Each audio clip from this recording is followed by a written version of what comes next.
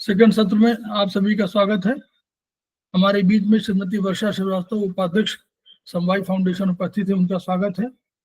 हमारे बीच में संजय गवंडे जी उपस्थित हैं, सेमेस्टर 2 के स्टूडेंट हैं, उनका स्वागत है। हमारे बीच में शीतल वासुकी उपस्थित है, उनका भी स्वागत है। तो हम लोग आयुर्वेद पर चर्चा कर रहे थे और हम लोग आज उसी के आगे जो उनके विशेषताएं हैं उन पर चर्चा करने जा रहे हैं।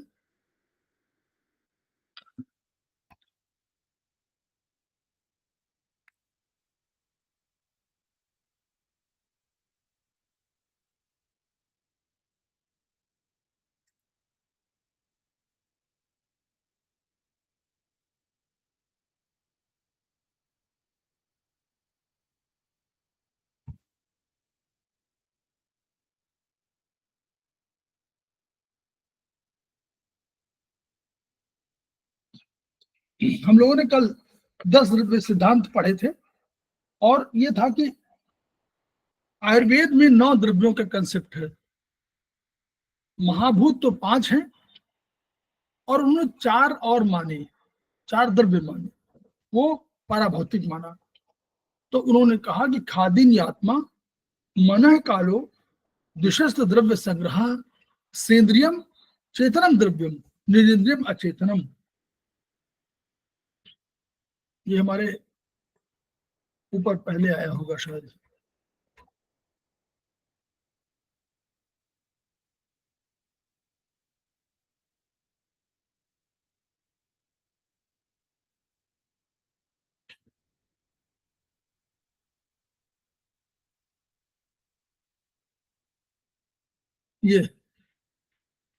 ये है खादीन आत्मा, मनः कालो, दिशस्त द्रव्य संग्रह और सेंद्रियम चेतनम द्रव्यम, निरिंद्रियम अचेतनम। यानी जो भी आकाश, खादीन आत्मा में आकाश, वायु, अग्नि, जल, पृथ्वी, खा आदि, खा माने आकाश, आदि माने आकाश, वायु, अग्नि, जल, पृथ्वी, और आत्मा, खादीन प्लस आत्मा, आत्मा मन कालह दिशा च, तो काल मन काल दिशा, ये द्रव्य के संग्रह है, ये द्रव्य संग्रह है। फिर सेंद्रियम चेतनम द्रव्यम, जिसमें जिस द्रव्य में चेतना है, कौन से द्रव्य में चेतना है? जो सेंद्रीय है। जिस द्रव्य में इंद्रिय है उसमें चेतना, उसको चेतन द्रव्य कहेंगे। और जिस जिस द्रव्य में चेतना इंद्रिय नहीं है उसको अचेतन कहेंगे। अब ये क्यों कहा गया? ये इसलिए कहा गया कि ये इंद्रियां ही हैं जो हमको बाहरी संसार से परिचित कराती हैं। ये इंद्रियां हमारी हैं। कौन इंद्रियां हैं? इंद्रियां के रूप हैं और उनके तन्मात्राएं हैं। तन्मात्राएं जिनको हम भूत कहते हैं, उन भूत के, वही भूत हमारे विषय हैं। कैसे? शब्द है, स्पर्श है, रूप है, रस है, गंध है। इन चीजों का हमारी इंद्रियां ही हमको परिचित कराती हैं। हमारी इंद्रियां क्या है? कर्णेंद्रिय, कानून, शब्द, स्पर्श त्वगिंद्रिय, शब्द, रूप, रूप को हमारे जो है चक्षुरेंद्रिय, चक्षु आंखें देखती हैं। सब में इंद्रियां लगाना है, क्योंकि यह आयुर्वेद कहता है कि सब में ये सब नेत्र हैं, कान है, ये सब हमारे उपकरण मात्र हैं। जब तक इसमें इंद्रियां नहीं होंगी तब तक चेतना से उसका संबंध नहीं होगा। तो ये इंद्रियां हैं, इसलिए इनका ज्ञान होता है। तो हम उन्हीं द्रव्यों को चेतन द्रव्य कहेंगे जिनमें इंद्रियां हैं, नहीं तो उसको ज्ञान ही नहीं होगा। ठीक है, ये केवल अंतर कहा गया है। अब और इसके तमाम आप पढ़ेंगे तो जो अब द्रव्य भेद, अब यहीं पर आप लोग समझ लें द्रव्य भेद।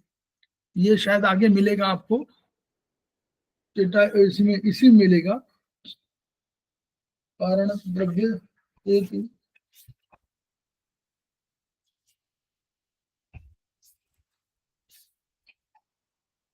वो आगे है, चलिए द्रव्य भेद आगे है तो हम अभी नहीं उसको देखते हैं। तो अब तीन सूत्रों की बात कही इन्होंने, कहा ये सूत्र हम लोग ये जान लें।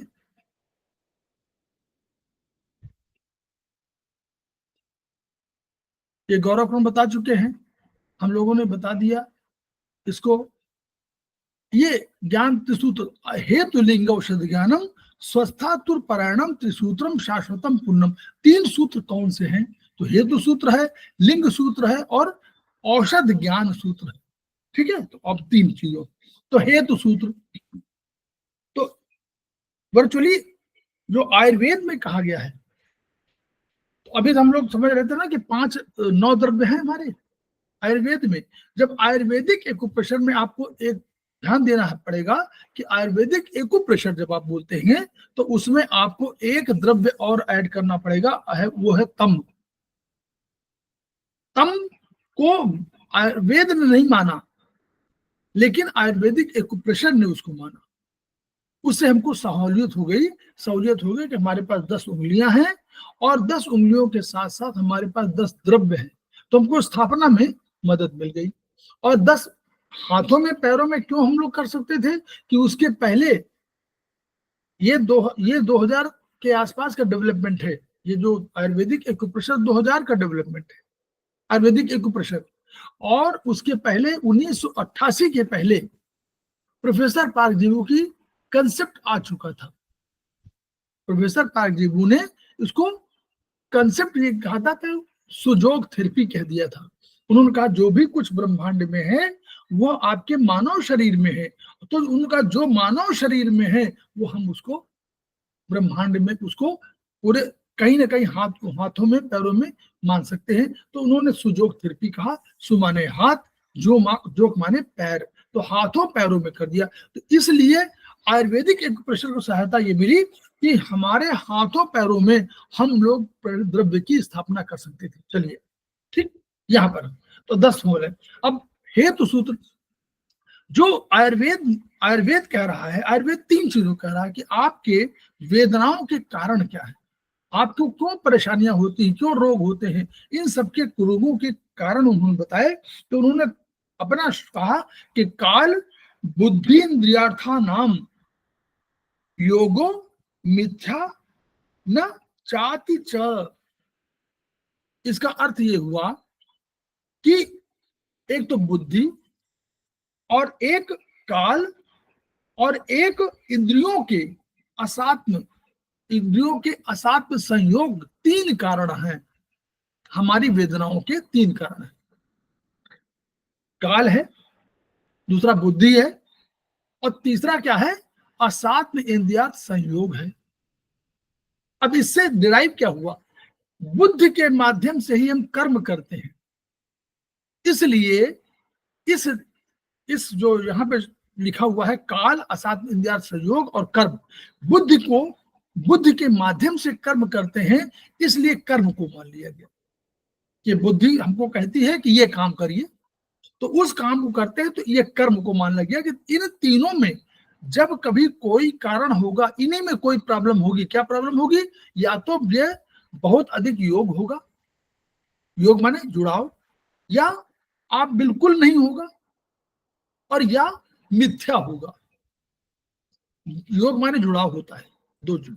तो इन तीनों का तो काल कारण है, असाध्य इंद्रियार्थ संयोग कारण है और कर्म कारण है, 3। ठीक, अब यहीं से हम लोग आगे, काल क्या है? काल की अवधारणा, जैसे हम लोग ऋतुओं की बात कर रहे हैं, समय के आवरण में सब सारी घटनाएं पैदा होती हैं, सब घटनाएं घटती हैं, कोई भी वस्तु, घटना, कोई परिस्थिति सब काल के आवरण में है, काल के आवरण में समाप्त होती है और काल के आवरण से शुरू होती है। अब कैसे जन्म, आपका जन्म हुआ काल, बाल्यावस्था हुई तो काल, युवावस्था हुई तो काल, कारण काल है, वृद्धावस्था भी तो काल कारण है, और मृत्यु की अवस्था भी काल ही कारण है। यानी काल जो है हमारे साथ जीवन भर रहता है, और वो आप कहते हैं कि काल आत्मा के साथ जाता है। ऋतु, ठंडक, गर्मी, बरसात, आपका आना जाना, सूरज का उगना, बारिश का आना, बारिश होना, ये सारे काल के आवरण के रूप में, काल के में ही चक्र में बंधे हुए हैं। ठीक, यदि काल की उपेक्षा आपने नहीं किया, यदि काल को आपने आदर दिया, तो काल आपको उत्कर्ष स्थिति पहुंचाता है। इसलिए काल को व्यक्तित्व के निर्माण के लिए सबसे महत्वपूर्ण माना जाता है। उसी तरह जैसे हमारा वायु है, वायु और काल दो बहुत महत्वपूर्ण है हमारे व्यक्तित्व के निर्माण के लिए। अब यही ये काल हो गया।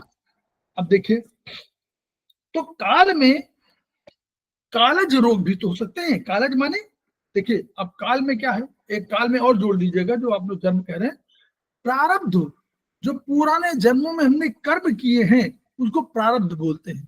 तो उन प्रारब्ध में और जो हम पुरुषार्थ करते हैं, जो हम अच्छे काम इस जन्म में करते हैं, इन दोनों कामों का सम्मिश्रण है, उसके माध्यम से काल की चीजें परिवर्तित होती।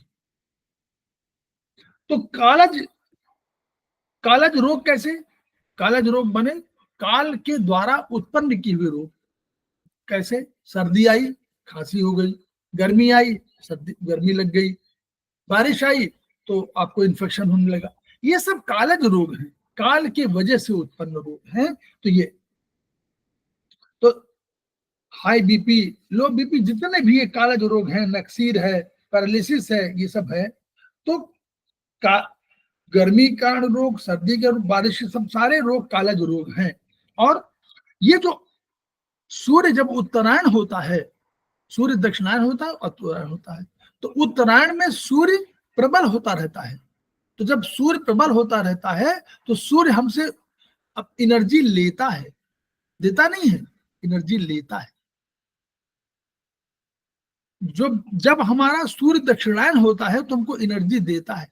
क्यों? उसमें चंद्रमा का बल शक्तिशाली होता है, तो चंद्रमा हमको बल देता है, चंद्रमा के माध्यम से बल मिलता है। यह हमेशा समझ लीजिए कि सूर्य समस्त सांसारिक वस्तुओं का शोषण करने वाला है। इसलिए जो उत्तरायण सूर्य होगा तो हमारी शक्ति घटी रहती है। इसीलिए गर्मी में हम लोग अपने को कमजोर मानते हैं, सर्दी में हम लोग प्रबल मानते हैं, शक्तिशाली मानते हैं, क्योंकि उस समय सूर्य दक्षिणायन होता है, उस समय चंद्रमा का प्रभाव अधिक होता है। तो चंद्रमा के उससे हम लोग अपने को मानते हैं। ये काल के उसमें, ठीक है।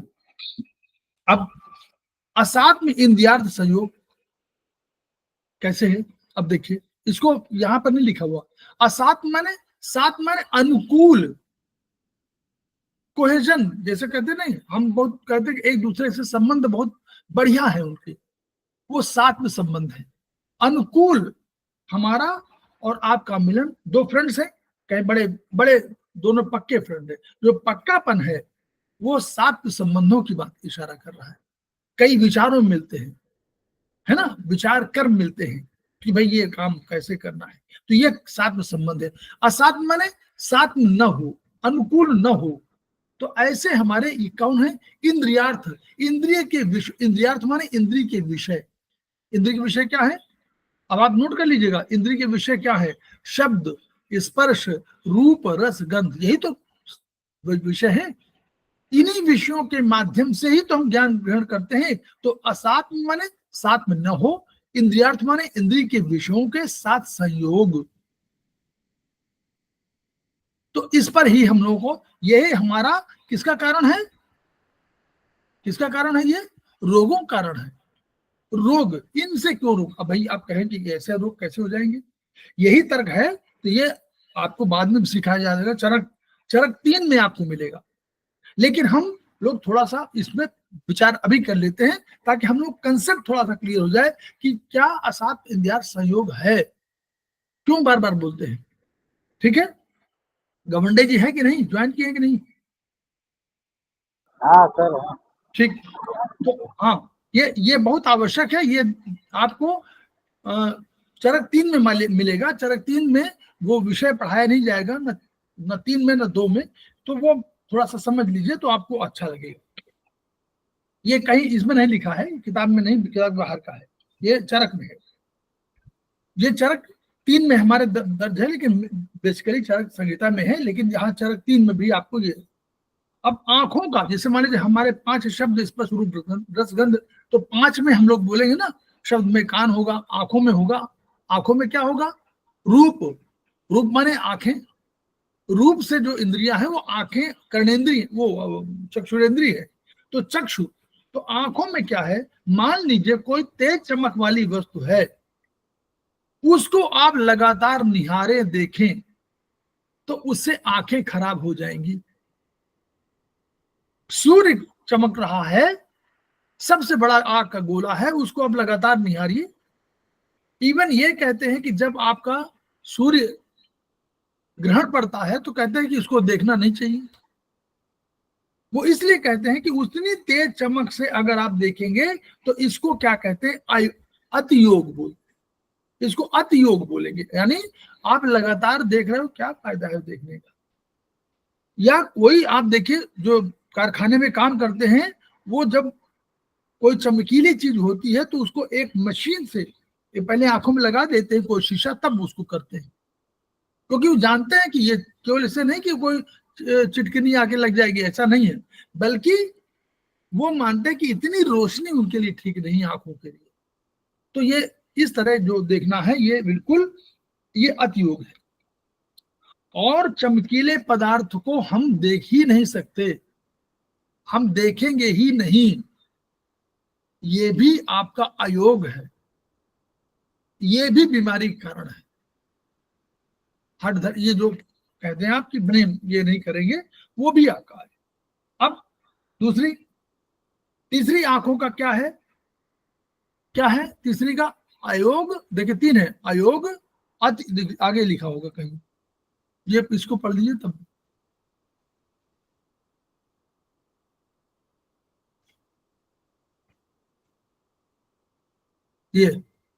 ये चार्ट है, ठीक है। हेतु सूत्र है 3 है, लिंग सूत्र है, द्रव्य है। तो हेतु सूत्र में काल है, हेतु सूत्र है और कर्म है। तो देखिए हेतु सूत्र में काल है, तो काल असात विद्या संयोग है, काल है और कर्म, 3 चीजें हो गई। तो अब देखिए अयोग, अतियोग और मिथ्या योग। तो मिथ्या योग क्या है, आप हम लोग समझ सकते हैं कि मिथ्या माने मिथ्या, राम सर जी, राम, मिथ्या योग, मिथ्या माने मिथ्या माने भ्रम। तो भ्रम कैसा, बुरी चीजों को देखना, डरावनी चीजों को देखना, जिन चीजों में बहुत घिनौनी चीजों को देखना, ये जो चीज है ये आपका मिथ्या योग है, ठीक है। ये कोई आवश्यक नहीं, अच्छी जो बुरी चीजें हैं उन्हीं को देखेंगे आप, ये आपका मिथ्या योग है। घिनौनी चीजों को देखेंगे, भाई ठीक है आपने देख रहे हो चले होंगे, लेकिन आपने देखा चले गए, लेकिन आप लगातार देख रहे हो उसको, तो यह आपका मिथ्या योग है। गलत मतलब गलत, मिथ्या माने गलत भी होता, झूठ मतलब गलत, गलत करो। एक तो अयोग, अतियोग हो गया, अयोग हो गया, मिथ्या योग हो गया, 3 चीजें हो गई। अब तमाम उसमें शामिल है। आप हॉरर फिल्में देखिए, तो आप रात में है हॉरर फिल्म में देख रहे हैं, तो यानी कोई नुकसान आपको होना है, बहुत फायदा नहीं हो रहा है। तो ये चीजें हैं। दूसरा क्या है, अब देखिए कान में क्या है, बादल बहुत गरज रहे हैं, आपने उसको टेप कर लिया और उसको लगातार सुन रहे हैं, बादलों के गड़ गड़ गड़ गड़ गड़ गड़। तो एक बात ठीक है, बादल गरजे और आपने सुन लिया, बादलों का तेज जोरदार गर्जन, नगाड़े, नगाड़ा बज रहा है, आप उसको बिल्कुल टेप करके बैठे हो, सवेरे से शाम तक नगाड़ा सुन रहे हैं, ये आपका अतियोग है। उसी तरह कोई आदमी बहुत देर से गुस्से चिल्ला रहा है, तो आप उससे पास से अगर आपको हो तो देखिए कानों में भी असर पड़ता है, आप उससे हट जाइए, थोड़ा दूर हो जाइए, कोई आवश्यक नहीं कि आप उसके पास ही रहे, ठीक है। और ये आपका अतियोग है। दूसरा, आप कहें कि भाई हम नगाड़ा जहां बज रहा हो हम तो वहां रह ही नहीं सकते, 1 मिनट 1 सेकंड नहीं ठहर सकते, ये आपका अयोग है। ऐसा मत सोचे, संसार में समझ चीजें हैं, तो कोई ऐसा नहीं कि उसको, ये अयोग है। फिर मिथ्या योग क्या है? आपके माता पिता, गुरुजन, सगे संबंधी, इनके बारे में कोई गलत बातें कह रहा हो और लगातार कह रहा हो और आप वहीं पर खड़े हुए सुन रहे हो, आप हट जाइए वहां से। कोई आवश्यक नहीं कि आप लड़ाई करें, आप हट तो सकते हैं, लेकिन आप हटेंगे नहीं, उनको खूब सुनेंगे, कुछ बोलेंगे नहीं। ये आपके सब मिथ्या योग में आते हैं, है ना। अपने घर के बारे में, क्योंकि जितने बारे में मान लीजिए उसने कुछ कहा तो आपने सुना, इसमें कोई शक नहीं, धैर्य धारण किया, लेकिन आप उसको हट जाइए वहां से। तो ये जो आपका है, ये आपको मिथ्या योग में आता है। फिर सूंघने वाली, अब देखिए कुछ लोगों को, कुछ लोग करते हैं, अतियोग कैसे होता है? तेज लाल मिर्च का धुआं, ठीक है, आप देखे होंगे बहुत से ओझा ओझा ओझा ये सब करते हैं, याद करिए। तो ये करते हैं काली मिर्च का धुआं, तेज गंध वाली वस्तुओं का सेवन और उनके प्रति आकर्षण, ये सब आपका अतियोग है। किसी भी गंध को नहीं सूंघेंगे, अगर आपने ये प्रण कर लिया है तो ये आपका अयोग है, ठीक है। फिर कोई दुर्गंधित वस्तु है, अपवित्र गंध है, उसको लगातार सूंघना, ये आपका मिथ्या योग है ना। इससे उसको बहुत फायदा नहीं हो रहा, उससे नुकसान ही होना है, ठीक है। फिर रसनेन्द्रिय, रसन, जिह्वा वाला, भाई रुचि जो आपको पसंद हो, ठीक है, आप पसंद है, अच्छी बात है, लेकिन उनका अधिक सेवन, लगातार सेवन, जैसा स्नैक्स हो, चाहे फास्ट फूड हो, चाहे चाट हो, चाहे मिठाई हो, आप डेली चाट खाएंगे, आप डेली मिठाई खाएंगे और खूब खाएंगे, तो ये जो आप कर रहे हैं अल्टीमेटली उससे नुकसान हो, क्योंकि हम तो बैलेंस की बात कर रहे हैं ना, तो ये बैलेंस नहीं होगा, ये अतियोग है।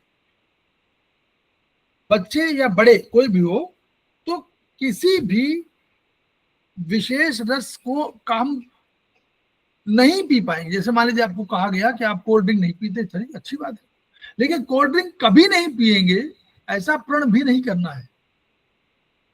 कभी आवश्यकता पड़े तो पी लीजिए, दूध नहीं पिएंगे ऐसा फिर प्रण मत करिए, ये अयोग है। ये आकर्षित ना हो, लेकिन कभी कभी आप ले लें तो उससे नुकसान नहीं है, तो ये अयोग है ये, क्योंकि जब आप करेंगे तो आप कहीं एलर्जिक हो जाएंगे, कहीं कुछ, वो जो सारी चीजें बाद में होती हैं व्यवहारिक, वो कहीं ना कहीं आपको मन में उस पर असर पड़ेगा, इसलिए अयोग का कहा गया है। फिर मॉकटेल बना लेंगे, कई चीजों को मिला लेंगे, नया नया रूप बनाएंगे, वो आपकी क्वालिटी नहीं समझ रहे हैं कि कौन सा केमिकल बनाने से, कौन दो केमिकल बनाने से नुकसान होता है, आपको मालूम ही नहीं, और आपने चार चीजों को मिला दिया और उसका सेवन, ये मिथ्या योग है, क्योंकि आप ये समझ नहीं पा रहे हैं कि उस केमिकल से नुकसान आपको कितना होगा। फिर त्वचा, त्वचा का बचा हुआ, अब बचा एक ही बचा ना, तो कुछ लोग जैसे कुछ कहेंगे कि हम बिल्कुल चाहे ठंडक हो उसमें बिल्कुल बहुत ठंडे पानी से स्नान करेंगे, गर्म में तो गर्मी में तो कर सकते हैं, ठंडक में भी ठंडे पानी से स्नान करेंगे। कुछ लोग कहते हैं गर्मी में हम गर्म पानी से स्नान करेंगे, चाहे गर्मी हो चाहे ठंडक हो, कुछ भी हो, हम गर्म पानी से स्नान करेंगे। ये लगातार करना, ये आपका अतियोग है, ठीक है। आपका उबटन मलिए, साबुन तेल बनाइए, लेकिन आप उबटन डेली लगाने लगे तो भी नुकसान है। तो ये जो चीजें हैं ये आपका अतियोग है। बिल्कुल सेवन नहीं करेंगे, उबटन हम लगाएंगे ही नहीं, हम जो है कोई गर्म पानी बिल्कुल छुएंगे नहीं, ठंडा पानी बिल्कुल छुएंगे नहीं, ऐसा भी अगर कर रहे हैं तो ये आपका अयोग है, ठीक है। और ठंडे और गर्म के बीच में एक कोई रिलेशनशिप है, यानी कोई एक नियम है, तुरंत ठंडे के बाद तुरंत गर्म, तुरंत गर्म के बाद तुरंत ठंडा नहीं करना है। तो अगर आप ठंडे गर्म का यूज भी करते हैं तो नियम पूर्वक करिए। नियम पूर्वक यह है कि अगर आप गर्म हो तो तुरंत ठंडे से मत स्नान करिए, और आप बहुत बहुत जो है अचानक जो है आपने कहा पहले गर्म पानी से किया, ठंडे पानी से किया, कभी ठंडे पानी में बैठे हुए थे गर्म पानी में बैठ गए, ये भी आपको नहीं करना। ये अगर करेंगे तो ये आपका मिथ्या योग है। तो ये चीजें जो है सामान्य रूप से इन वजहों से असात्म इंद्रियात सहयोग के कारण भी रोग होते हैं, और आपके ये वेदनाओं का या रोगों का कारण है। तो काल हो गया। काल में, जैसे काल में आपने कहा कि भाई हम कर्म, अब कर्म से काल समझ में आ जाएगा। कर्म में आप आइए। कर्म क्या है? वाणी, मन और शरीर के कर्म क्या है? वाणी है, मन है और शरीर है, तीनों तो है। तो वाणी है, मनसा वाचा कर्मणा, यही तो है। तो वाणी, मन और शरीर, इनकी चेष्टाओं का नाम कर्म है। ये जो चेष्टा करती है उन्हीं का नाम कर्म है। अब कर्म क्या है? जैसे अब अतयोग क्या है? किस वाणी, मन और शरीर का किसी भी कर्म विशेष में, कार्य विशेष में अधिक रुचि लेना, अधिक प्रवृत्त होना। आपने कहा कि हम डेली अपना बना रखा है हमने कि हम डेली लकड़ी काटेंगे, चलिए अच्छी बात है। आपने कहा गए आप और सवेरे से शाम तक आप लकड़ी काटते रहे, ना खाया ना पिया ना पानी पिया, कुछ भी नहीं, ये आपका अति योग है। इससे कुछ नुकसान होगा, चाहे शरीर का हो चाहे मन का हो, तो ये अति योग है। फिर इनकी हम ये काम करेंगे ही नहीं, चाहे कोरोना काल हो तो भी हम बर्तन को छुएंगे नहीं, बर्तन को धोएंगे नहीं, हम झाड़ू उठाएंगे नहीं। ये जो आपका काम है वो ये आपका अयोग है। जब आवश्यकता हो तो आप किसी भी काम करने के लिए प्रवृत्त हो, ये आपका मन का सही विचार होना चाहिए, कर्म है ये। सर ये बुक में नहीं है आप जो बोल रहे हैं अभी? ये बुक में नहीं, मैं बताया तो पहले, ये बुक हाँ चरक 3 में मिलेगा आपको। ये चरक 3 में पहले मिलेगा, वहां पर ये वहां से बता रहे हैं कि थोड़ा सा आप लोग समझ जाइए, नहीं तो ये समझ में नहीं आता ना कि ये क्या अयोग है क्या अतियोग है। इसलिए बता रहे हैं कि इनको सुन लीजिए और इसी के आधार पर समझ लीजिए, थोड़ा सा समझने के लिए है, और ये जब वीडियो दोबारा सुनेंगे समझ में आ जाएगा। तो सर चरक 3 में पेज नंबर बताएंगे आप? पेज नंबर पहला चैप्टर है, पहला अध्याय है। ओके सर, ओके, मैं बुक लेके आती हूँ सर। ये है वहीं पर लिखा होगा, तो वहाँ काल वाले उस पर लिखा हुआ, ठीक है। असाध्य इंद्रियात सहयोग लिखा हुआ उसमें, चैप्टर के रूप में है। वो चैप्टर आपके किसी कोर्स में नहीं बाई देवे, इसलिए बता रहे हैं। और वो हम लोग उसको वहाँ पढ़ाना चाह रहे हैं। वहाँ जो हम लोग क्लास ले रहे हैं, special class open to all, उसमें हम लोग इसको लेंगे, ठीक है। वो मंडे में होता है, मंडे में होता है 2 घंटे का, तो वो हम उसमें ले रहे हैं। ये सब सारे विषय। Sorry for break sir. हाँ बोलिए। नहीं सॉरी सर, ओके कंटिन्यू। ठीक है, वो उसी में है, ठीक। फिर मिथ्या योग क्या है? मिथ्या योग आप बहुत देखिए, मिथ्या योग बहुत वो है, कर्म का मिथ्या योग। कोई जैसे नॉर्मली कहा जाता है कि आप किसी भी, ना तो यूरिन को रोकिए ना तो स्टूल को रोकिए, रोकिए नहीं। प्यास लगी है तो भी मत रोकिए, प्यास लगी तो थोड़ा सा पानी पी लीजिए। यूरिन जाना यूरिन जाइए, क्योंकि जैसे आप रोकेंगे वैसे, अगर आप मॉडर्न साइंस में कहेंगे तो यूरिन रोकेंगे तो वो बैक फ्लो करेगा, नुकसान देगा। तो वो किसी को इन वेगों को रोकना गलत है, ठीक है। अब सांस आप रोकिए, आप वो योग करते हैं, एक्सरसाइज करते हैं, वहां रोकिए। लेकिन अगर आप योगी नहीं है तो उसको 15 मिनट के लिए रोकने की कोशिश मत करिए। आप योगी हैं तो या सीखिए धीरे धीरे, 1 मिनट 2 मिनट 3 मिनट ऐसे रोकेंगे। अब अचानक आप उसको रोकने लगे तो भी ये नुकसानदेह है और ये इससे आपको नुकसान हो सकता है।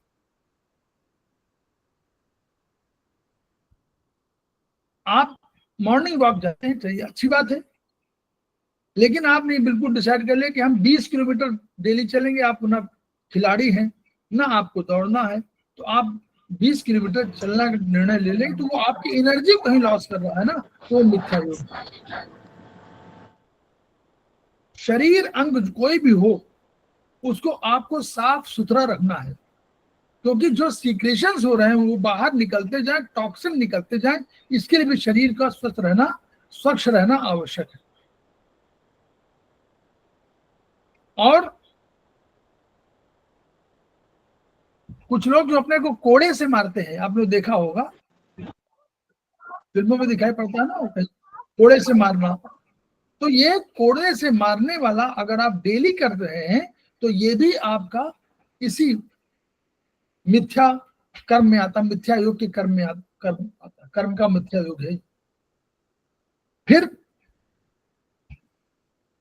मालिश कराना ठीक है, डेली मालिश कराना, बिना मालिश कराए कोई काम न करना, ये जब आप कोई निर्णय प्रतिज्ञा ले लेते हैं वो भी गलत, वो भी मिथ्या योग है।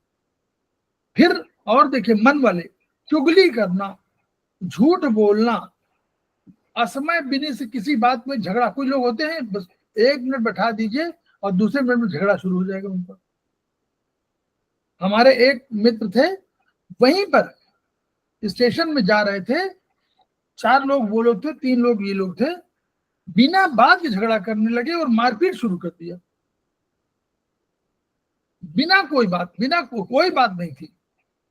समय उन्होंने भी सब जगह दे दिया, जगह भी दिया, वो भी नहीं रेलवे में थे, रेल सफर कर रहे थे, बिना बात के झगड़ा शुरू कर दिया, बातों में कोई नहीं, वो मशहूर थे कि वो कहीं भी झगड़ा करने में, तो ऐसे लोग जो हैं ये कर्म का मिथ्या योग है। ठीक है, आप बिना कोई बात के है, कोई आदमी आपके सामने आया, उसने अपनी थोड़ी सी बात कह दिया, आपको अच्छी बात नहीं लगी, उससे आप अचानक कठोर वचन बोलने लगे, उसको गाली देने लगे, कुछ कहने लगे, यही आपका मिथ्या योग है। भाई आपको बर्दाश्त नहीं हो रहा, कोई बात नहीं, शांत रहिए, लेकिन उसको उसके अगेंस्ट में बोलने लगा बिना किसी वजह के, आपसे संबंध नहीं है तब भी, तो ये सब है। क्रोध करना, लोभ, मोह, जितने ये वो है दुर्गुण के रूप में आते हैं, वो कर्म के मिथ्या योग हैं। लोभ, मोह, मान, ईर्षा, अहंकार, अहंकार तो बहुत बड़ा कर्म का बहुत बड़ा मिथ्या योग है। अहंकार किस बात का?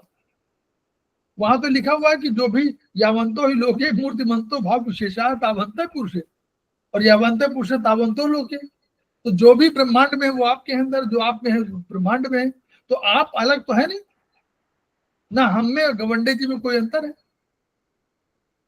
ना, हम में शीतल बासुदेव में कोई अंतर है, किसी में कोई अंतर नहीं है, तो फिर ये क्यों अहंकार में कि मैं ये हूं, आप जानते नहीं मुझे, मैं ये कर दूंगा, तो किसी को गलत देखना, समझना बिना किसी बात के, मैं नहीं कह रहा किसी बिना, उसने बोला भी नहीं, आपने तुरंत कहा बहुत बदमाश है, ये जो आया मिथ्या योग है, इससे आपको नुकसान होता है, उनको नहीं।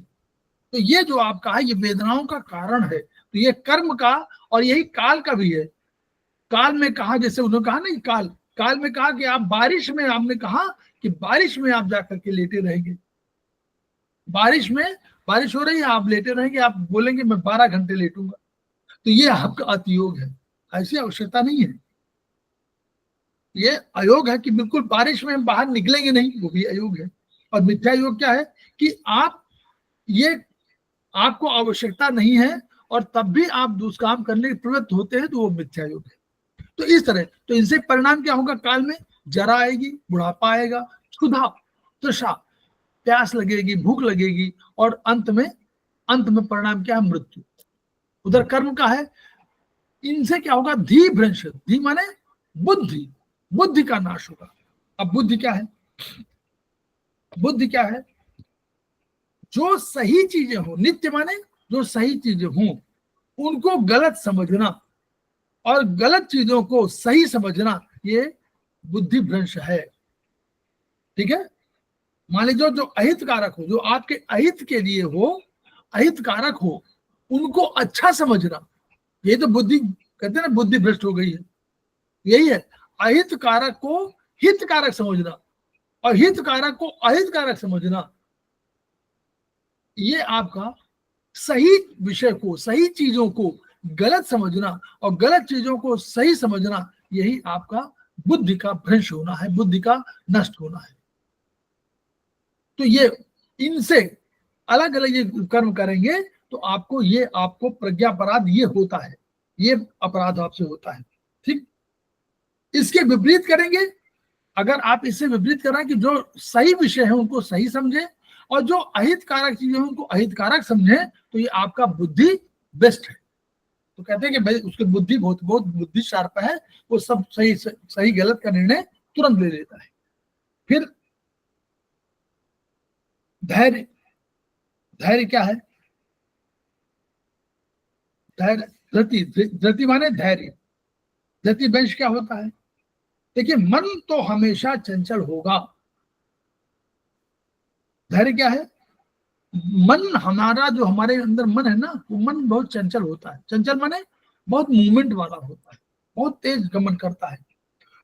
तो मन को अनुचित कामों से रोकने वाली शक्ति कौन है? धैर्य। कैसे? अगर आप कोई विपरीत परिस्थिति में धैर्य धारण कर ले तो शायद एक उसका रास्ता कहीं खुल सकता है, ठीक है, लेकिन उसी समय कोई गलत निर्णय ले ले तो शायद आपको तकलीफ हो सकती है, ये इसमें। तो धैर्य इतना बड़ा, धृति जिसको बोले हैं, धृति इतना बड़ी शक्ति है जो हमको क्या करती है, हमको बहुत से गलत कामों से करने से रोकती है कि आप मत करिए, इसको अभी मत करिए और उतनी देर ठहर जाइए। कोई आदमी आना था, नहीं आया, आप तुरंत नाराज हो गए कि वो उसने समय दिया था, समय देकर नहीं आया। आपने उसकी परिस्थिति का अनुभव नहीं किया कि वो बेचारा आया था, उसी समय उसके अपने किसी परिजन को हॉस्पिटलाइज करना था, वो वहां चला गया। अगर आप 5 मिनट रुक जाते और उससे फोन कर लेते, उसका फोन 5 मिनट आ जाता बाद में कि सर मैं तो इस कारण से नहीं आ पाया, तो ये जो आपका धैर्य धारण करने था, ये जो आपने अपना दिमाग लगाया बेकार चीजों में, ये आपका बच जाता। तो ये धैर्य है। तो इसलिए कठिन समय में धैर्य धारण करना, तो अगर नहीं आप भी करोगे तो धैर्य वाली शक्ति खत्म हो जाए।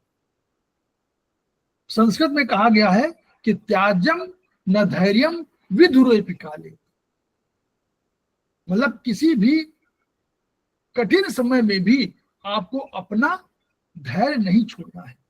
धैर्यात कदाचित गति मापनुयात स, धैर्य से हो सकता है कोई मार्ग खुल जाए, कोई मार्ग मिल जाए, कोई रास्ता मिल जाए। कैसे? यथा समुद्रेपि पोत भंगे, जैसे समुद्र में कोई जहाज नष्ट होने लगता है तो क्या होता है, वहां के ताम यात्रिकों वांछत कर्तुमेव, वहां पर भी जो यात्री होते हैं वो कोशिश करते हैं कि तैर जाए, तैर ले, तो उससे मार्ग मिल जाता। मान लीजिए आपने तैरना चाहा और आप तब तक जो है आपको सहायता के लिए कोई सेना आ गई, जल सेना आ गई, उसने आपको बचा लिया। लेकिन अगर आप उसी समय धैर्य आपने धारण न किया और आप अचानक रोने लगे और अब तो हमारा क्या होगा, अब तो ईश्वर मालिक है और ये नष्ट हो, तो प्रॉब्लम। एक ही आदमी बचा तो बेचारा वो गिर गया या कूद गया, जो भी हुआ तो उसमें बचा ना वो। तो ऐसे ही ये आपको इनमें ये तीनों चीजें हैं। और स्मृति भ्रंश क्या है? स्मृति भ्रंश जो है, देखिए स्मृति भ्रंश का अर्थ थोड़ा सा और वो है कि हमारे पास 3 शक्तियां हैं, रजगुण, तमोगुण और सतोगुण। तो सतोगुण तो हमारा जो है बेस्ट है, क्वालिफाइंग है, जिसमें हम लोग चाहते हैं कि वो बेस्ट रास्ता है, उसके बाद मोक्ष की गति है। तो रजोगुण और तमोगुण दो हमारे दोष कहलाते हैं, जो हमारे उस पे हैं। ये हमारे धैर्य धारण करने की, बुद्धि करने की, इन सबकी स्मृतियों को नष्ट कर देते हैं। स्मृति माने जो पुरानी घटनाएं कोई हुई हो, उनसे उदाहरण लेकर के जो हम काम करते हैं, यही तो है स्मृति। कोई घटना घटी, उससे हमने उदाहरण लिया, तो कार्य कारणक संबंध, कि ये कार्य हुआ था, ये कारण था, तो ये कार्य हुआ था, तो उन कार्य कारण के संबंधों को जानना है, वही स्मृति है। कि आप पहले कोई घटना घटी थी तो ऐसे हुआ, ये स्मृति है।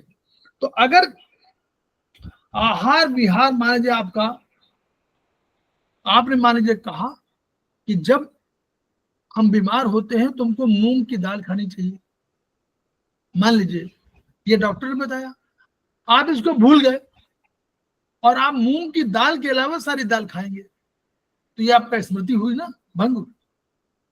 आपको ये स्मरण रखना है कि डॉक्टर ने कौन सी दवा हमको कही है।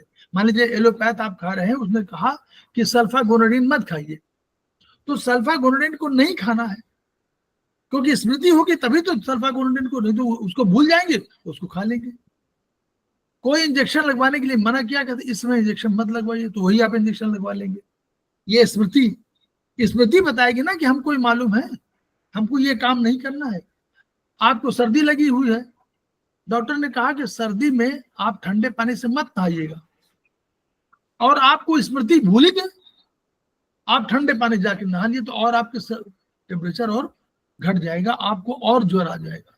तो ये स्मृति है। तो इस स्मृति को हमारे चिकित्सा में यूज किया है कि जो मैग्नेट आपको कहा जाए कि 4 5 सिगरेट 3 6 टोन, तो आपको 4 5 सिगरेट करना, 3 6 टोन करना, आप बोल गए कि 2 3 सिगरेट 4 5 टोन, बस। अगर ये स्मृति में नहीं हुआ तो गड़बड़ हो गया। तो ये स्मृति वंश आपका वंश होता है। तो ये आपकी प्रज्ञापराध वाली वो है, तो इनको हम लोग कहते हैं। अब फिर उसके बाद गवंडे जी, जी सर। ये आपको कैसा लग रहा है? हाँ अच्छा अभी लग रहा है, बताइए। मनुष्य वंश का एक नया चैप्टर जैसा लग रहा है। कठिन कठिन लग मनुष्य रहा है? वंश का कुछ नया चैप्टर जैसा लग रहा है। कोई- हेलो, ये थोड़ा सा आ रही कठिन आवाज? ये है। अब आप जब इस सिद्धांत के हाँ। आधार पर जब आप द्रव्य गुण कर्म पढ़ेंगे और वहां आपको बताएंगे, तो आपको अगर याद रहेगा तो आप प्रोटोकॉल बना लेंगे इसी सेकेंड सेमेस्टर में ही। हम आपको बताएंगे कि कैसे बनाना है, ठीक है सर, और आप ठीक है सर। कोशिश ऐसा नहीं कि हम बहुत जानते हैं, हम भी आप ही की तरह सीख रहे हैं, तो हम भी कोशिश करते हैं जानने की कि ये चीजें धैर्य रहे, बुद्धि रहे और स्मृति रहे, इन तीनों की वजह से हम अपने लक्ष्य को प्राप्त करें। ठीक है, ये हम लोग का उद्देश्य होना चाहिए। तो उसी में अब देखिए आया लिंग सूत्र, जिसको हम बोलते हैं कि लक्षण क्या है। सबसे पहले जानते हैं, सबसे पहले जो आएगा, रोगी आएगा, यही लिंग सूत्र को, लिंग सूत्र बताएगा, लक्षण बताएगा। वो आएगा तो बोलेगा कि सर, आपको बोलेगा कि सर जी, हम कल से कुछ खा पी नहीं पा रहे हैं, हमको भूख ही नहीं लग रही है, हमको पेट भरा भरा लग रहा है। आपको तुरंत समझना है कि भरा भरा लग रहा है, भूख नहीं लग रही है। तो चाइनीज में जब आप पढ़ेंगे आगे से, तो आपको लगेगा अरे ये सिम्टम तो हमको, ये सिम्टम उसने बताया, लिंग सूत्र बताया, लक्षण बताया, और हमको समझना कहां पर है, ऊपर वाले में, हेतु सूत्र में। हमको ये समझना है कि किस कारण से हो रहा, किस ऑर्गन की बात कर रहा है। तो हम समझेंगे कि ये स्प्लीन और स्टमक की बात कर रहा है। पेट भरा भरा स्टमक का कारण है, और भूख न लगना स्प्लीन का कारण है। फिर उसने कहा कि कल तक तो हम ठीक ठाक थे, कल तक तो ठीक ठाक थे। सुन लीजिए, खोल लीजिए आप लोग अपना वीडियो, कोई ऐसा बात नहीं है, वीडियो खोल लीजिए और वो बंद रखिए, माइक बंद रखिए। तो जब कभी वो बोलेगा तो, और उसने कहा कल तक तो मैं ठीक ठाक था, आज सवेरे से मुझे लग रहा है जैसे मेरी ऊर्जा घट गई है। समझ में आ रहा है? अचानक उसने बोला कि कल तक तो मैं बिल्कुल ठीक था, अब खाया पिया भी मैंने ठीक था, आज मुझे लग रहा है कि मेरी ऊर्जा अचानक घट गई। ये जो इशारा कर रहा है, अभी आप पढ़ेंगे आगे चल के, जो इशारा कर रहा है वो हेतु सूत्र में एक द्रव्य की ओर इशारा कर रहा है, और उस द्रव्य का नाम है,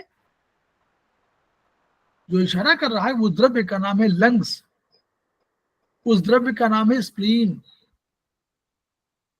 वो इशारा कर रहा है कि कल तक तो मैं ठीक ठाक था, आज अचानक मुझे शक्ति कम महसूस हो रही है। तो शक्ति देने वाला पहला ऑर्गन है स्प्लीन और दूसरा ऑर्गन है लंग्स, ऊर्जा को बढ़ाने वाला। तो तुरंत आपका हेतु सूत्र में आप जाएंगे कि कौन सा हमको ऑर्गन देखना है और फिर कौन सा द्रव्य गुण कर्म के आधार पर हमको इलाज करना है। चाहे आप चाइनीज करें, चाहे आयुर्वेदिक करें, कुछ भी करें, लेकिन यही तो ये लिंग सूत्र है। तो लिंग सूत्र में आप सुन लीजिए, इसको समझ लीजिए, और बस फिर आप सरल है। सब लोग तैयार हैं? बोलिए। जी सर। तैयार है ना? यही समझना है। अगर लिंग सूत्र को हम लोग समझ लेंगे तो हम लोग बढ़िया समझेंगे।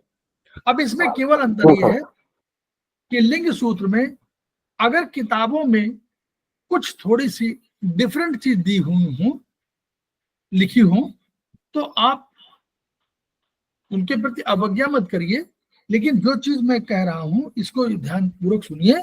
यही चीज चरक संहिता में कही गई है। ठीक, ऐसे समझे हम लोग। पूर्व रूप माने क्या हुआ, आप आगे पढ़ेंगे कि पूर्व माने जाने अभी जब आप अगर टेस्ट कराने जाएं तो आपके सारे टेस्ट में कहीं कुछ थोड़ा कम बेसी आएगी। ठीक, आपका जो मॉडर्न जांच है उसमें जो आएगा +-10, +-2, +-3, हो सकता है इसमें डेविएशन आए एक आध चीजों में। तो यानी परिवर्तन, सभी लोग कहते हैं, मॉडर्न साइंस भी कहती है, परिवर्तन शरीर में होते रहते हैं, हमको मालूम नहीं पड़ता। तो इसको पूर्व रूप बोलेंगे। यानी अभी लक्षण प्रकट नहीं है, लेकिन लक्षण परिवर्तन हो रहे हैं। शरीर में टॉक्सिन डेवलप हो रहे हैं, चीजें हो रही हैं, हमको मालूम नहीं पड़ता रोग में, और पूर्व रूप हो चुका होता है। इसको हम लोग कब पता करते हैं? जब हम टेस्ट कराते हैं, डॉक्टर पास जाते हैं तो टेस्ट कराते हैं, तो टेस्ट कराते हैं तब मालूम होता है कि आपका ये चीज कम है, ये चीज ज्यादा है। क्लियर? ये क्लियर हुआ कि नहीं? बोलिए। पूर्व रूप हमेशा आपको समझ में नहीं आएगा, वो पहले घटित हो चुका होगा। क्यों? क्योंकि उसकी टेस्टिंग हमारे पास नहीं है। और ना आयुर्वेद में, आयुर्वेदिक प्रश्न नहीं, आयुर्वेद में पूर्व रूप इसको कह दिया गया कि ये अपने आप हो रहा होता है, अभी लक्षण पूर्व रूप से आए नहीं है, इसलिए पूर्व रूप बने रूप के पूर्व, अभी रूप उसने अख्तियार नहीं किया है। क्लियर? अब दूसरा आया रूप। अब देखा उसने अंदर, मान लीजिए कोई अग्नि बढ़ी है, मान लीजिए, तो अग्नि जब बढ़ी हुई है तो बाहर क्या है? बाहर आपके फुंसी आ सकती है, अंधौरी आ सकती है, जलन हो सकती है, ये रूप है। ये उसने अपना जो लक्षण है वो दिखा दिया है, ये उसका रूप प्रकट होने लगा है। क्लियर? बोलिए, ये बताते जाइए, क्योंकि यही समझना। हाँ सर, हाँ। ये है रूप। तीसरा है आपका संप्राप्ति। संप्राप्ति तो पूर्व रूप, गवंडे जी दो नोट करिए, पूर्व रूप, रूप और संप्राप्ति, ये बीच वाले छोड़ दीजिए अभी। तीसरा है आपका संप्राप्ति।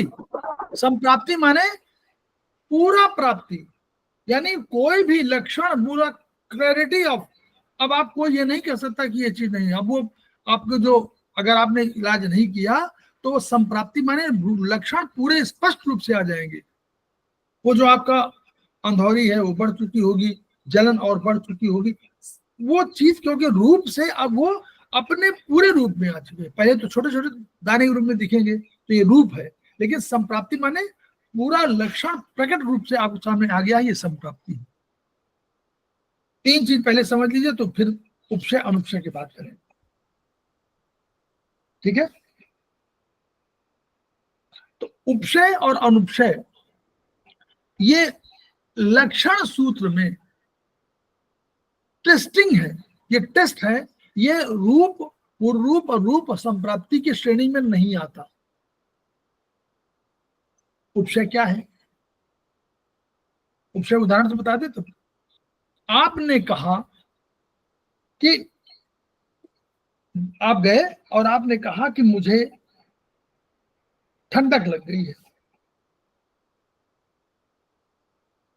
आपने कहा मुझे ठंडक लग गई है, और वैद्य हो या चिकित्सक हो या थेरेपिस्ट हो, उसने समझा ठंडक लगी है।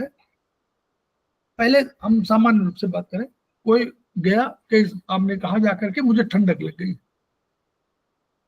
तो वैद्य क्या करेगा, कोई भी डॉक्टर क्या करेगा, तो आपको ठंडक लगी है तो कहेगा कि कोई बात नहीं, या घर में आप आए हुए हैं तो आपने कहा मुझे ठंडक लग गई, तो आपको जब ठंडक की बात करेंगे तो ठंडक के विपरीत कोई चीज देगा। क्या देगा बोलिए? ठंडक के विपरीत क्या होगा बोलिए? आपको बोलना है। सर सुना नहीं मैंने, फिर से बताएंगे। ठंडक का गर्मी, हॉट।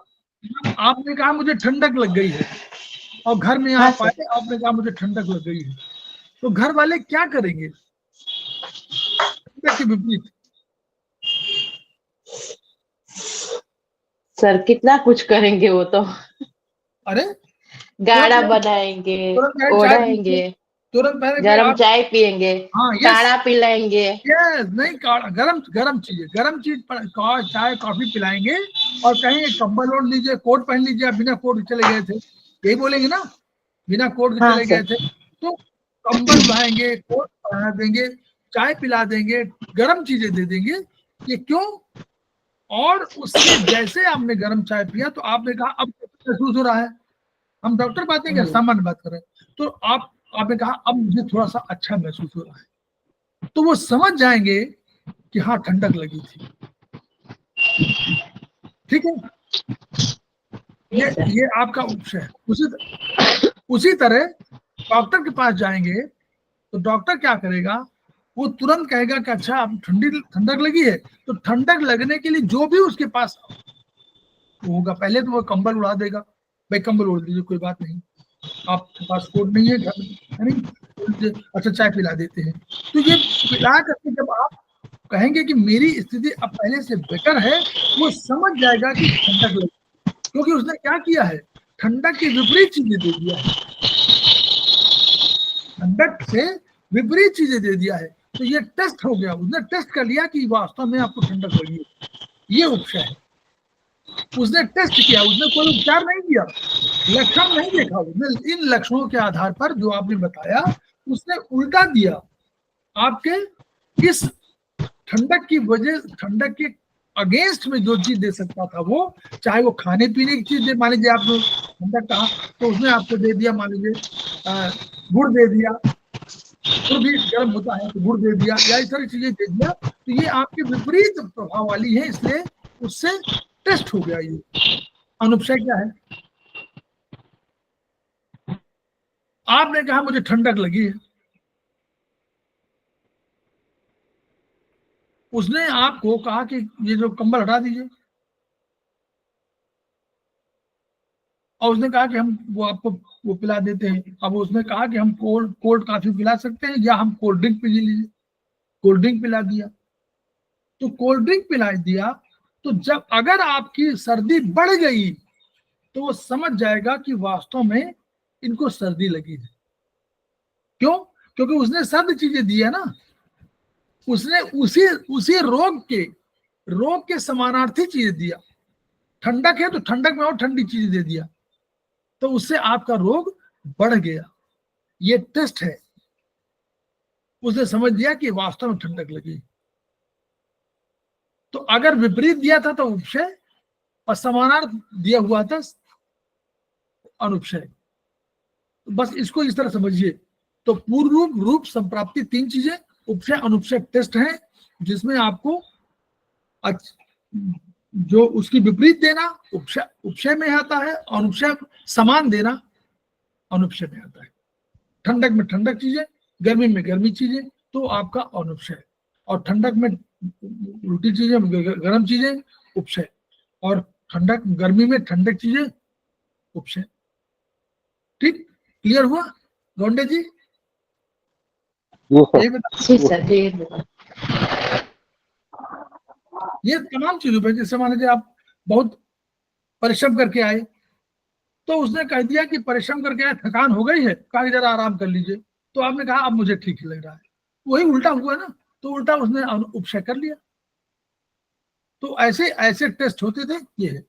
तो अब इनसे क्या होगा, शारीरिक क्या होगा, इस लक्षण में शारीरिक क्या होगा, कारण वात होगा, पित्त होगा, कफ, इन दोनों का, तीनों का बैलेंस नहीं होगा। और उधर रज और तम मानसिक है, तो रज और तम मानसिक प्रवृत्तियां हैं, ये आपको डेवलप करेंगी। इस लिंग सूत्र में ये भी है भाई। वो कहेगा अच्छा देखिए कैसे शारीरिक में क्या है, लिंग सूत्र में आएगा, वो कहेगा कि हमको पेट में जलन हो रही है। तो जलन में हम लोग सामान्यतः क्या मानते हैं, अग्नि ना। तो आगे आप पढ़ेंगे वो पित्त है, तो पित्त बढ़ गया, बैलेंस होना चाहिए पित्त को, पित्त बढ़ गया है। अब ठीक है, इस तरह। अब हम लोग तीसरे पॉइंट पे आते हैं, द्रव्य औषध सूत्र। अब देखिए, इसमें भी अगर कहीं विपरीत लिखा हुआ हो किताब में, इस किताब में जो किताब पढ़ी जा रही है, तो आप उसे उल्टा ले लीजिएगा, मतलब उसको उसको इग्नोर करिएगा, जो ये कह रहे हैं उसी को नोट करिएगा। ठीक है, शमन माने होता है दो शामक। पहले द्रव्य 3 तरह के होते हैं। द्रव्य जो है औषध सूत्र, औषधि, ये औषधि नहीं है, पहले शीतल बासुपिया और हमारे गवंडे जी ये याद रखिए, ये द्रव्य औषधि सूत्र है, औषधि नहीं है, औषधि नहीं है, औषध है। कहाँ है, धी में छोटी मात्रा नहीं है। क्लियर? जी सर, ओके। अभी उसका अर्थ बताएंगे क्यों। तो 3 तरह के होंगे द्रव्य, कैसे होंगे, एक दो शामक होंगे, दूसरा धातु रूपक होंगे, और तीसरा कारक होंगे। तो तीनों को हम लोग समझना है। अब दोष शामक माने दोष कौन से हैं, हम लोग आगे पढ़ेंगे। वात, पित्त, कफ, 3 दोष। ये हम लोगों ने फर्स्ट सेमेस्टर में पढ़ा था ना, 3 दोष है, वात, पित्त, कफ। तो वात अब है और पित्त है और कफ है। वात माने 1 + 2, पित्त माने 3 + 4, कफ माने 4 + 5। यही तो है, याद है सबको। आकाश वायु मिलके वात बनाते हैं, अग्नि और जल मिलके पित्त बनाते हैं, और जल और पृथ्वी मिलकर कफ बनाते हैं। और इनमें बीच में बैलेंस होता है तो ठीक रहता है। तो अगर दोष शामक माने दोष, ये दोष का शमन हो जाए, यानी अगर पित्त बढ़ा हुआ है तो पित्त दोष का शमन हो जाए, ऐसे द्रव्य होंगे कि पित्त दोष बढ़ा है तो पित्त दोष को शमन कर दे, नष्ट कर दे, कम कर दे। क्लियर? बोलिए, बोलते जाइए, यही तो समझाना है। जी सर, जी सर। जी सर, जी सर। ठीक है, यानी आपको कोई अगर वात बढ़ा है तो वात को घटाना है, बस इतने काम है। कैसे घटाएंगे, वो द्रव्य, वो द्रव्य यूज करते थे हम लोग। मैग्नेट यूज करेंगे तो वहां अलग है।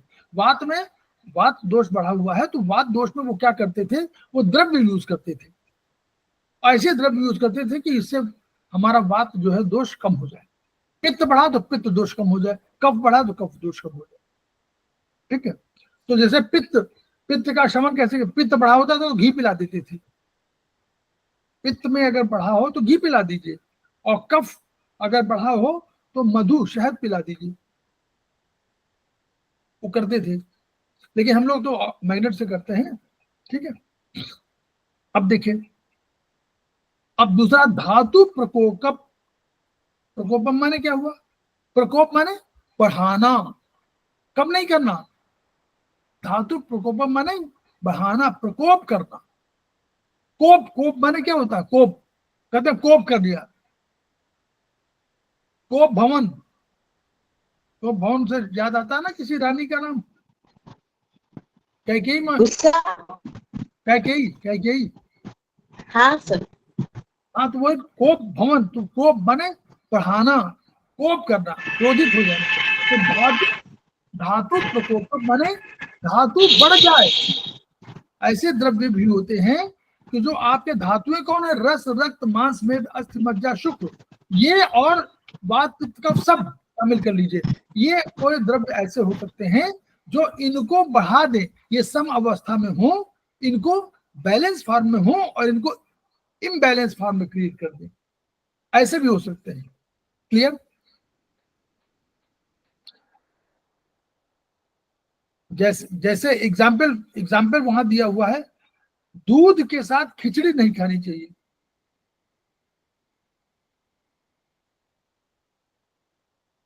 और एक और दिया हुआ है, दही भल्ला, क्या बोलते हैं उसको? दही बड़ा। बड़ा किसका हाँ। बनता है? उड़द चावल, उड़द दाल। उड़द दाल सर, उड़द की तो दाल। उड़द दाल के साथ दही नहीं खानी चाहिए, बरोबर है। वो भी उल्टा है। हम लोग उल्टा खाते हैं, क्या करें? दूध के साथ खिचड़ी नहीं और दही के साथ उड़द दाल नहीं। एनीवे, बता रहा है वो यहाँ की चरक संहिता की बात है। तो ये ऐसे धातुएं हो सकती हैं सर जो एक मिनट। प्रकोप करें, तो सर एक तो डॉक्टर खिचड़ी और दूध तो बोलते हैं ना सर? नहीं, वो आयुर्वेद कहता है कि दूध के साथ खिचड़ी विरुद्ध भोजन है, दोनों अलग यूं। और दूध और मूंग की दुश्मनी है। ठीक है, नहीं ये आयुर्वेद कहता है, हम नहीं, मतलब मेरा कोई विचार नहीं है, उनका कहना है, वहां लिखा हुआ है। और उसी तरह वो भी लिखा हुआ है, दही भल्ले वाला, वो विरुद्ध भोजन है, दोनों विरुद्ध है एक दूसरे के। तो उनका पर्पज है, दूसरा अपना जानते हैं उसके वो। अब तीसरा क्या हुआ? तीसरा हुआ स्वस्थ हितकारक। यानी क्या हुआ? हमारे वात पित्त का बिल्कुल ठीक है, हमारे रस, रक्त, मांस, में मज्जा, शुक्र सब ठीक है।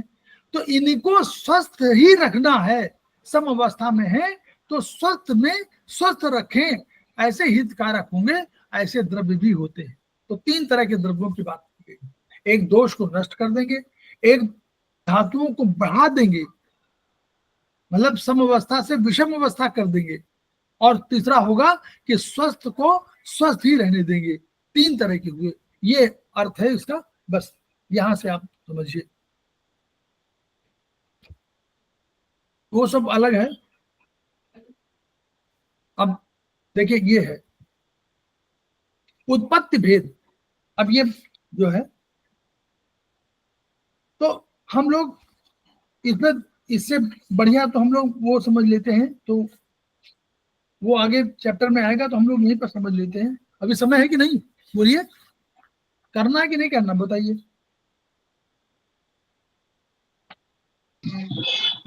कितनी देर लगेगी सर? अरे 5 मिनट, 10 मिनट। सर हो जाएगा तो? अभी टाइम है सर? चालू रखो, चालू अभी रखो।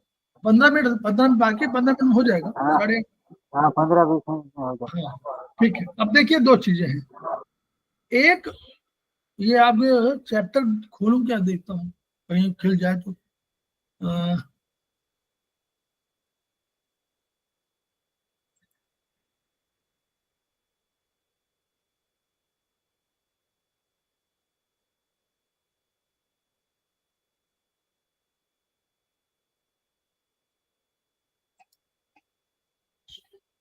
ये हो रहा है, शेयर हो रहा है।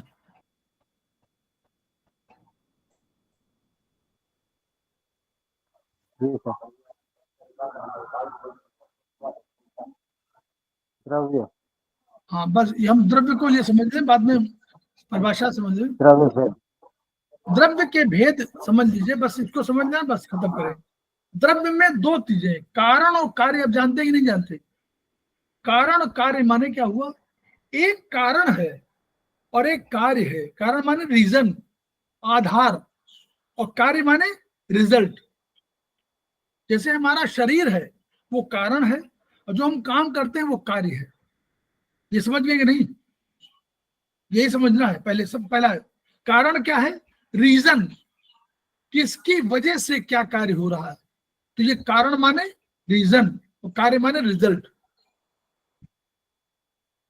है ना? तो कारण माने कोई, मान लीजिए आप दूध पी रहे हैं, तो दूध की वजह से आप किसी कार्य को कर पाए, हष्ट पुष्ट हो रहे हैं, तो वो कार्य है। तो द्रव्य भेद में आपको कारण और कार्य जानना है। तो पहले कारण क्या है आयुर्वेद के हिसाब से? कारण क्या है? आकाश। ये हम कहते हैं कि हमारा शरीर इनसे बना है। किन से बना है? आकाश से बना है, वायु से बना है, अग्नि से बना है, जल से बना है, पृथ्वी से बना है, काल से बना है, दिशा से बना है, मन से बना है, आत्मा से बना है। आयुर्वेद यही कहता है, कहता है कि यही तो कारण है, इसी से हमको हमारे शरीर का निर्माण हुआ है। सब लोग समझ रहे हैं कि नहीं? इसी को समझना है, महत्वपूर्ण। इसी को समझना है। बोलिए गवर्नमेंट जी, एक बार हाँ बोलिए। हाँ जी, हाँ जी सर। बस एक बार बोल दीजिए, फिर बंद कर दीजिए। तो कारण माने क्या हुआ?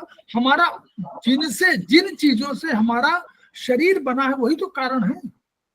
तो वो कारण है 9। आकाश, वायु, अग्नि, जल, पृथ्वी, काल, दिशा, मन, आत्मा। यहां तक है जिनसे हमारा शरीर निर्मित हुआ है। दूसरा कार्य क्या है? कार्य द्रव्य क्या होगा? जो कार्य होगा, तो कार्य द्रव्य में दो तरह के हैं। इनकी वजह से बना कार्य द्रव्य। हम बने जो दो, एक चेतन बना और एक अचेतन बना। चेतन माने जिसमें इंद्रियां हैं, और अचेतन माने जिसमें इंद्रियां नहीं है। अचेतन में क्या हुआ? अचेतन पहले समझ लीजिए। अचेतन में एक प्राकृत, प्राकृत माने जो प्रकृति से बना हुआ हो। प्रकृति से मतलब जैसे मान लीजिए कोई पत्थर है, तो प्रकृति ने बनाया पत्थर। लकड़ी बना दिया तो ये पत्थर ने बनाया ना, ये प्रकृति बनाया ना।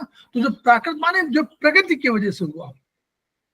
और कृत्रिम क्या है? जो आप बना दें, आप खुद बना दो। आप लकड़ी काट को तराश सकते हो, आप पेड़ उसको पत्थर को काट कर छोटे छोटे टुकड़ों में बना सकते हो, जो कृत्रिम हो गया। तो ये वाला खत्म। अब बचा कार्यब्रह्म में चेतन की बात करते हैं। चेतन में दो तरह के हो गए। एक अंदर चेतन है, अंदर केवल चेतन है, बाहर चेतन नहीं है।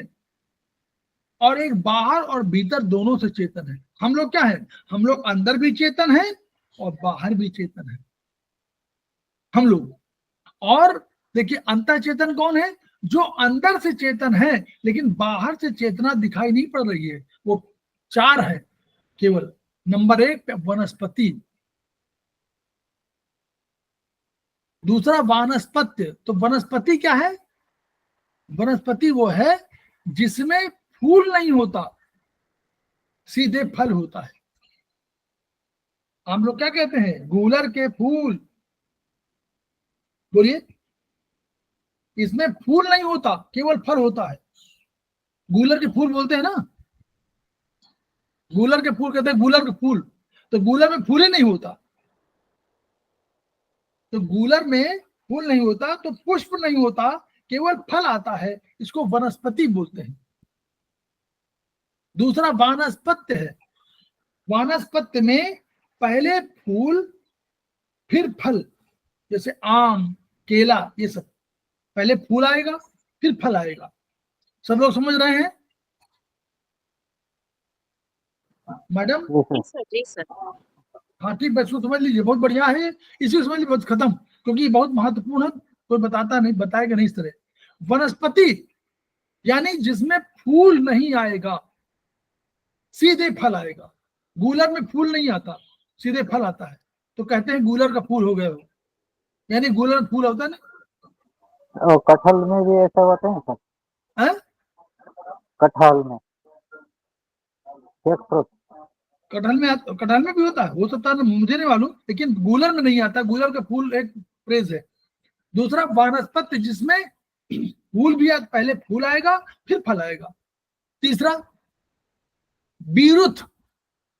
बीरुथ, बीरुथ माने जैसे लता वितान टाइप की, जो फैल जाएगी दूसरे पर, ठीक है, तो लता वितान टाइप का बीरुथ कहलाता है। जैसे गिलोय दूसरे पे चढ़ जाएगी और लंबी चौड़ी हो जाएगी, याद करिए ना, गिलोय वगैरह चढ़ा देते हैं तो चढ़ जाती है। तो ये चौथा है औषधि।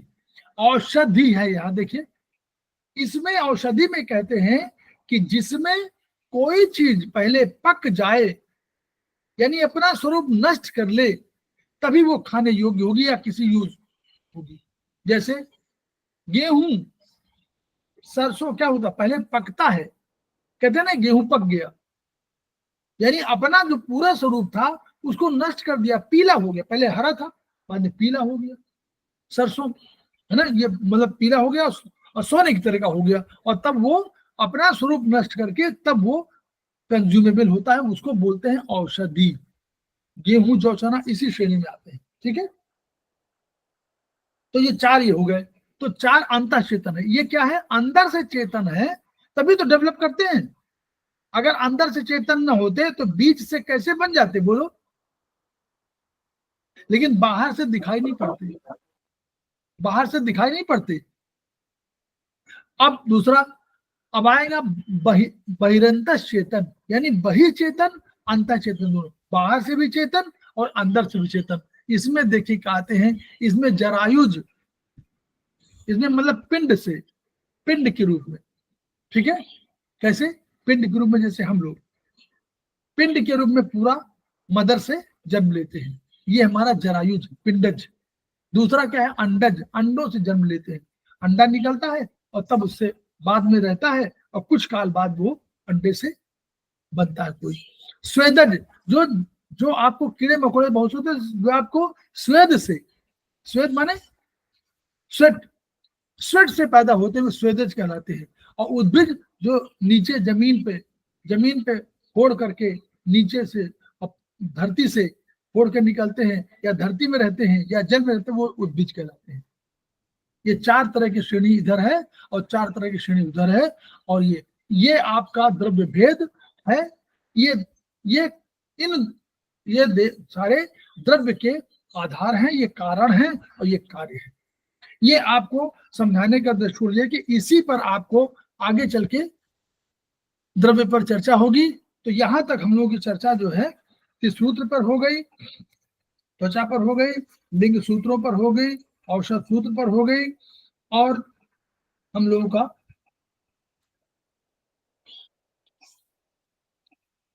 रस पे हम लोग उसमें बताएंगे। हम लोग कुछ चीजें जो पढ़ाएंगे उसमें याद करिएगा, जो कुछ चीजें हम लोग बताएंगे उसको जरूर ध्यान दीजिएगा।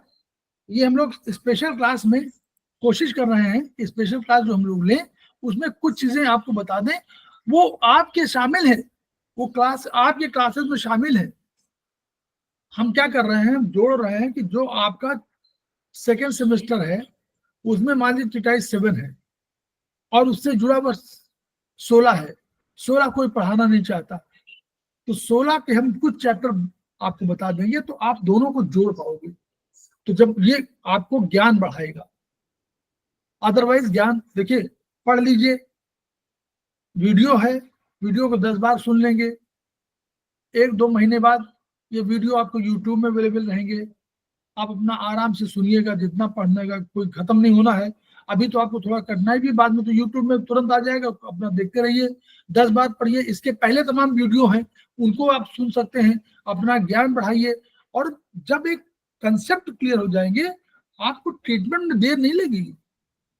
अगर आपको ये कंसेप्ट क्लियर हो जाए कि हमको 4, 5 सीडेड 3, 6 स्टोन का अर्थ क्या होता है, तो आपको बड़ा सरल लगेगा। और हम लोग सब कोशिश कर रहे हैं, चाहे इस उसमें पढ़ाएं चाहे वहां पढ़ाएं, मंडे क्लासेस में हम कोशिश करेंगे कि हम आपको HB1 की वो भी पढ़ा दें कि कैसे कैसे हमारा जो आयुर्वेद ने कैसे कैसे उसको शरीर को बांटा है और कैसे कैसे हम ट्रीटमेंट करते हैं। इतना सरल लगेगा आपको, देखिए एक बार जान जाए तो आपको बहुत सरल लगेगा, उसमें पढ़िएगा, उस पेज को खोलिए और आपको मालूम होगा कि अरे फिंगर नंबर 3 में हम लोग उसका कॉन्स्टिपेशन का इलाज कर रहे हैं, फिंगर नंबर 3 में। अब आपको लगेगा अरे तो एलआई में करना चाहिए कॉन्स्टिपेशन, लेकिन फिंगर नंबर 3 में कर रहे हैं, क्योंकि वो एक बना हुआ सिस्टम उन्होंने बना दिया कि ये वाला जो है मेटाबॉलिक चेंजेस के लिए होगा, तो मेटाबॉलिज्म वहां डाल दिया तो 3 नंबर का हो गया, 3 नंबर पे फिंगर नंबर 3 पे ट्रीटमेंट हो गया। फिंगर नंबर 3 7 7 8 9 स्पाइरल वर्टिकल जो भी करना हो करिए, तो लगा दीजिए जो आपको लगाना है। सिर्फ बस केवल सुनिए, क्लास अटेंड कर सकते हो और जहां उचित हो वहां का अटेंड करिए भाई, जहां संभव हो, नहीं संभव तो कोई बात नहीं है, लेकिन जहां संभव हो क्लास अटेंड करिए, आपको कंसेप्ट धीरे धीरे क्लियर हो जाएंगे। सेकेंड सेमेस्टर में भी आप अपने को अच्छा सीख सकते हैं। हमारा प्रॉब्लम ये है कि हम बहुत अच्छे स्टूडेंट नहीं हैं, तो हमको लगता है कि सारे लोग धीरे धीरे, जैसे मुझे समझ में देर से आती है तो मुझे लगता है कि सबको समझ में देर से आती है, तो हम और बताना चाहते हैं, तो ये निगेटिव चीज है। आपसे अच्छा स्टूडेंट देखा नहीं है हमने। इसकी और वजह सही से है सर, इसकी वही वजह से हमको सही है सर। लगता है कि ये भी पढ़ा दें, ये चीज समझ में नहीं आ रही होगी तो इसको ऐसे पढ़ा दें तो ये ठीक हो जाए, तो इसलिए है। ठीक सर है, आपसे अच्छा हमने नहीं देखा है पढ़ाते हुए किसी को। सर तो बस इससे आसान हो जाता है, आपकी जो हाँ पढ़ाएंगे बिल्कुल, आज समझ नहीं में। आसान होगा।